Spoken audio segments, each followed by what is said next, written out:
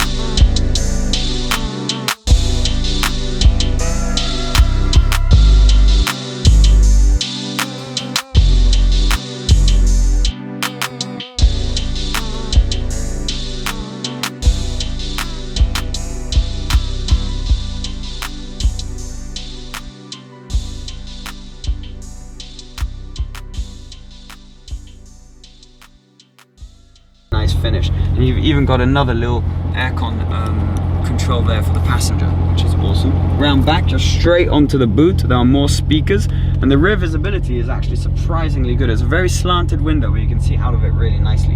Now then, this is when things get super serious. Over here, actually up here as well, you've got your rear view mirror with all sorts of little buttons, your SOS, and a few little displays, which is pretty cool. You don't see that on many cars.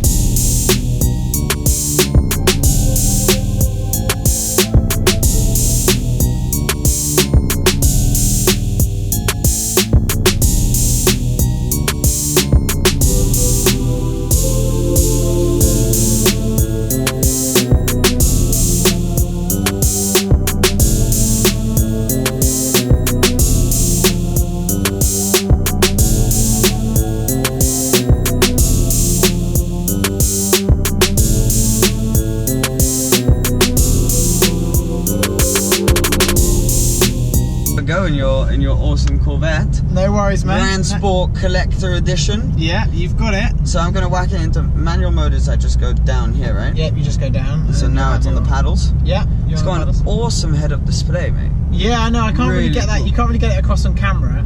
No, it's impossible to film. It is, we thought we would skip it. Before we skip it, but yeah, it's a big car, isn't it? But how does it? It is big. It's a weird drive. It's kind of like when you drive an AMG GT or an SLS or something. It's a weird driving position. Yeah. Because you're sat on the rear wheels and you've got this huge hood in front of you.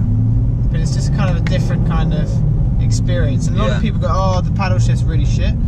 Sorry, my language. Yeah. But the car is basically designed for the track, more designed for the track. So when you'll see when you have full revs, which I'll show you when you do. Yeah. The car goes into gear straight away.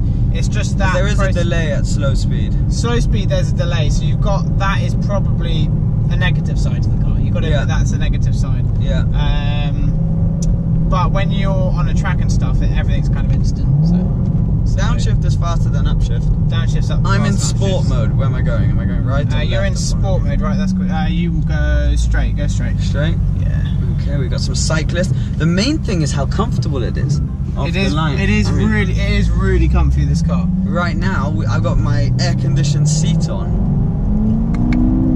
But the thing is, like, the car is, you've kind of got yourself a kind of sports car, supercar type car, but it's designed for comfort, but also designed for like the track as well. So you've got your two kind of. Yeah.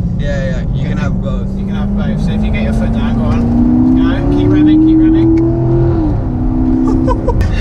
you were like, oh my god, there's a car coming the other way. I feel really close on this side. I'm like, oh. Yeah. Anyway, man. It's a big car, isn't it? It's a big car. But you'll see. I'll show you when you. And then all the rev lights kind of meet each other in the middle.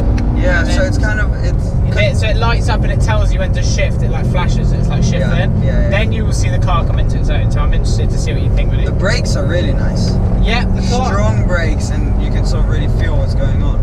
I mean, it's nearly 1,500 kilos, this car, so it's pretty heavy. It's pretty heavy. There's a lot to it. I mean, with a 6.2 litre engine in, it's not 6.2 litre V8 down front, Yeah, but there's lots of things you can do to this car. I'm just happy with like how it is at the moment, but I'm sure there is more things that we can do to the car. The ride's quite harsh. Yeah, so currently you're in sport and it left here. So you're currently in sport mode. If we put it back to eco mode, what happens is the steering comes back to you. So the steering gets heavier the more you put it in more of aggressive mode. Because I'm just gonna put it back to sport for here. No, but that won't make it won't make a difference to sound. Does it make if you difference? hammer it, go on, go. See what I mean? Yeah, the shift is quick once you're on it. See what I mean? It's quick. Yeah, it's quick. It's quick. So you've got to let the car come into its own, and then so if you go down another gear, Wait, okay, so go.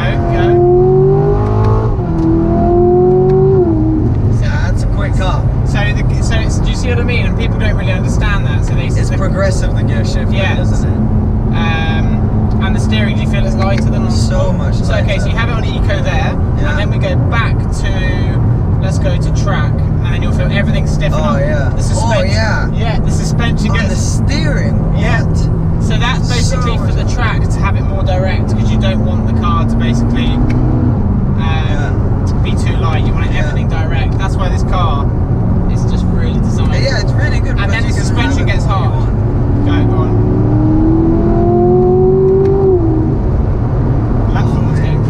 That Ford's going quickly. You just overtook us, and I was nearly flat out.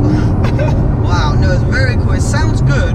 Yeah. Could do with an exhaust though. It needs an exhaust. It's quite isolated quite isolated in here. Yeah. But the comfort is a really nice part about it. Yeah, and you know what? The brake and the accelerator are really far apart. Really? I don't know if that's coming from a Lotus where they're glued to each other. The same. But it feels like a big distance to your left too. Yeah, they are quite far apart, but I think it's just something you just kind of get used to. You're in track, so the suspension is really harsh in track. Yeah, it's like riding a skateboard. Go. And second. Okay. Oh, you got cool shift lights as well. Exactly, so that's the shift lights. Yeah. So you can feel the back end trying to come out as well. All that, but same with the Lotus, you got that on semi-slicks. This is on semi-slicks, but you can get more to this car. You can get the car on with ceramics, semi-cut slicks. Obviously, in England, I'm never going to be using that, so that wasn't an option I chose.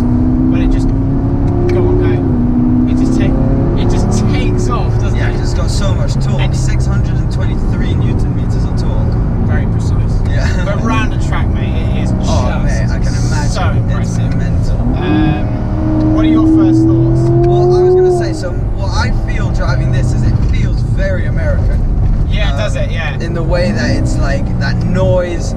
The shifting is maybe not quite as quick as another car. As an English car, yeah. Yeah, but the steering is pretty harsh. So we keep going, right? Yeah, keep going. The steering is really nice. How adjustable it is. Yeah. Because you can really sort of adjust it to whatever you're feeling. Yeah. So that's really nice. It's quick, but it's not like. It's I guess because it's heavier. And the Lotus, when you accelerate, it's really boom, like it kicks you back. The Lotus is quicker. I think the Lotus is more instant. Instant power. Yeah, but this is the engine like. It's a lot. It's got a higher top speed. 181 is the top speed on this. Actually, this is higher top speed. Yeah, well, barely. I think. Barely. Well, that's interesting. Like 180. But yeah, so it'll keep going a bit more, and you can feel that. Like it's a bit. The initial wham from the Lotus is more impressive. Yeah. But then you can feel the power kind of shocks you a bit more the higher and the faster you go. Yeah. Like I feel if you're at 120 and you try to put away, this will get away from the Lotus. Yeah, it's interesting. Whereas if you were at 20, the Lotus will probably get away. Yeah. So that's kind of what I feel. But it's super nice. The main thing is also the comfort. I really, really like. Yeah, I mean it's just an everyday kind of car as well. Yeah. But for me, I mean it was just all about getting something a little bit different. Yeah. But I feel I'm still learning stuff about the car every day. Yeah. Well, obviously you haven't had it for very long. Haven't had it very long, but yeah, I mean you've got Bose sound system in here. I mean that's what I would say. Positives are comfort. Yeah. The seats, the steering, the sound system, the sound insulation and stuff, the speed, the exclusivity by having this in the UK is a massive positive, I think. Negatives are the gearbox. Negatives are the gearbox. The gearbox is a negative. Yeah. If you're on it. If you're driving chill, it's completely fine. Another negative maybe is, but I don't think this is a negative because you'd get used to it, is sort of the way you're sat in it. Because you're super low. I put my seat way up, but you're very low and it's a massive bonnet and it takes some getting used to. You got to get used to how big the car is. Exactly. It's a big car. A few things as well feel a bit plasticky. A few of the buttons, but I mean, you're talking about an 80, 90 grand car. You're not talking about a 150 grand car. You got to remember this is like the performance of those cars which are 100 so you have plus to make grand. a compromise somewhere. Yeah, so but it's not badly built because you see all the Type 5. There are a few buttons where you feel like that. Well, things like, for example, the steering wheel's so nice. Alcantara feels solid. You got carbon in it and all that stuff. No, it's really, really nice. But I think there's obviously pros and cons to every car, and I think I mean, I personally think for an American car, I think it's pretty well built. Oh, very well built. And I think they've gone up. I think they've gone up over the last years and how Corvette have been making especially cars. Between the C6 and the C7. Oh, massive! And the look of it, you're getting looks of a car like a Ferrari sort of F12. Yeah. Like if you look at it, if it had a ridiculous wrap on it for a lot cheap money. A lot cheaper, and also I think it just has the presence. Like around here, people don't see them very often. Around here, people really go mad for this car. But no, I really, really like it. I mean, we're gonna end the video outside, but thank you for letting me drive, man. Have fun. It is awesome. Congratulations. Congratulations. Yeah.